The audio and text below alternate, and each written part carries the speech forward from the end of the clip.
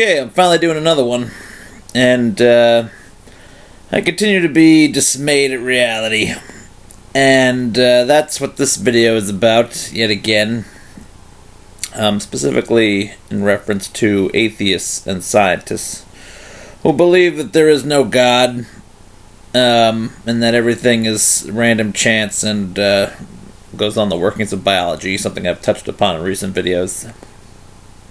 And I just want people who are atheists and more scientists. I mean, I'm not saying I disagree with you or that I know you're right or wrong, but I just want you to know what you're espousing, you know.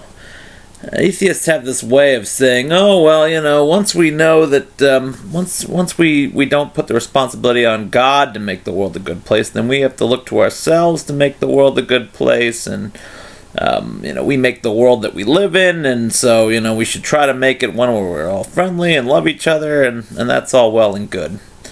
Except it's all BS. There is no reason to make the world a fun and livable place because of Genghis Khan, the ultimate example. Genghis Khan was a murderous emperor that, you know, he did what he wanted in the world. He took what he wanted. You know, he had good genes, I guess, and he knew how to fight, or he knew how to get people to fight for him.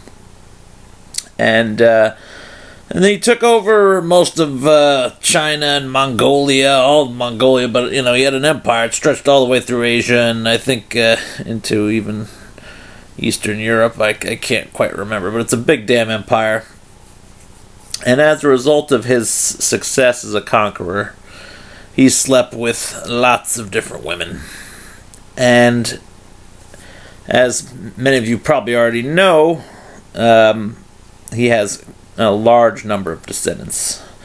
They estimated as 0.5% of the global population. Now, it doesn't sound like a lot, but for one guy to have 0.5% of the population descended from him, that's pretty amazing.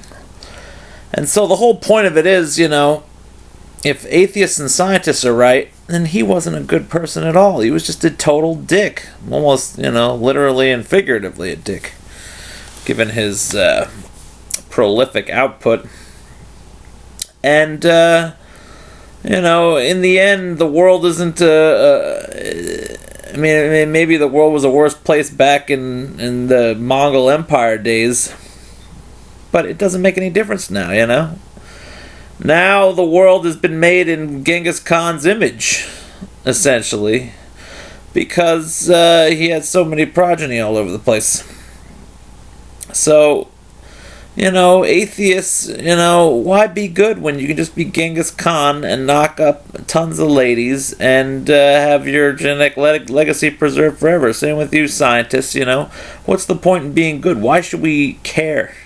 Why should we try to be nice to each other when it's not the most effective way to do what you all seem to think we need to do, which is to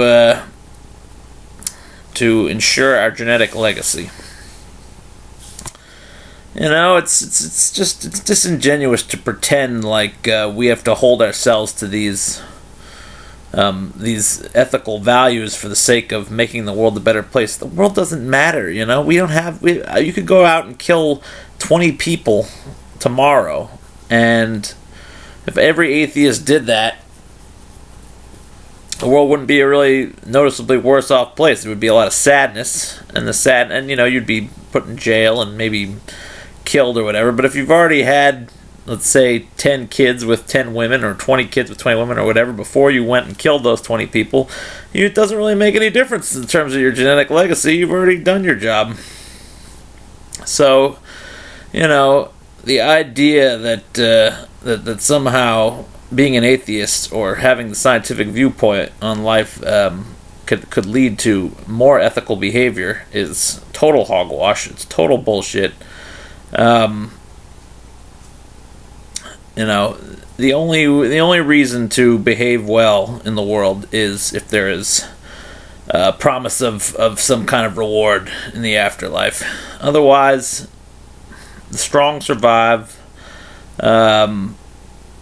and success is about dominating other people. It's not about doing the right thing.